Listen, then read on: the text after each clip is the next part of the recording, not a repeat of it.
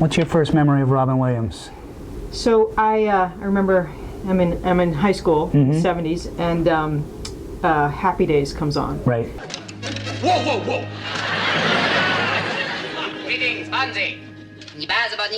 Remember me, Mork from Ork? You once called me the Nutso from outer space. And there's this guy on there, and he just steals the entire show. That guy, who was, what was he, 20-something at the time, was larger than life on a little screen, and then he just went for miles and miles, and I think he had no stop button.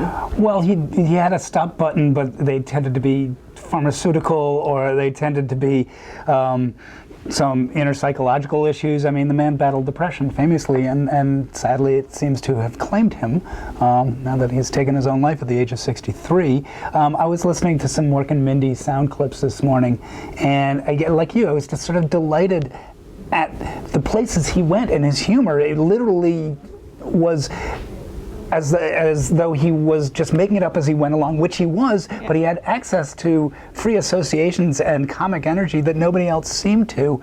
Last night when I was sleeping, I had talking pictures in my head.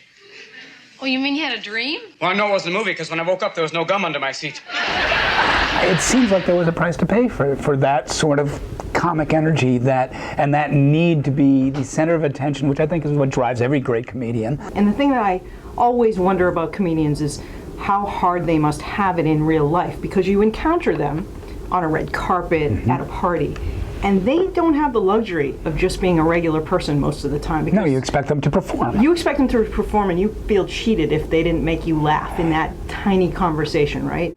In the early TV shows, in Aladdin. Well, Alibaba had them 40 thieves, Scheherazade had I think that's actually his greatest comic performance on film, in that it's amazing. I mean, he's partially freed because he doesn't have to be there physically in person. And allowed to be full-on manic. Yes. Without having to, right? And you're literally riding along with him, right? And the Disney animators are keeping up, drawing as he goes. Right. But it's interesting because I think he's a victim of that manic quality as well, because when he slowed down, he could be brilliant. Good Will Hunting, we will forgive the Boston accent. Anything you want, you are bound by nothing. Dead Poet Society. I like a lot of the early stuff. Moscow on the Hudson, if you haven't seen, is a wonderful movie by the late Paul Mazursky, in which he plays a Russian immigrant saxophone player who defects in Bloomingdale's. It's just such a touching performance. It is, and that's the thing that one has, that all the ones I'm guessing that are your favorites have, right? They have that. They don't go so far into the syrupy part of it, but they do touch you. We've suffered a bunch of sort of pop culture losses that feel personal in a weird way. I'm thinking of James Gandolfini. I'm thinking of Philip Seymour Hoffman. I'm thinking of Robin Williams, who, honestly, the instant before you heard the news of Robin Williams' death, you didn't think of him as somebody who meant that much to you, and then when you did hear it and the way that he went, you all of a sudden started recalibrating the way you felt about him, and I don't think that's a bad thing. I think it's a natural thing.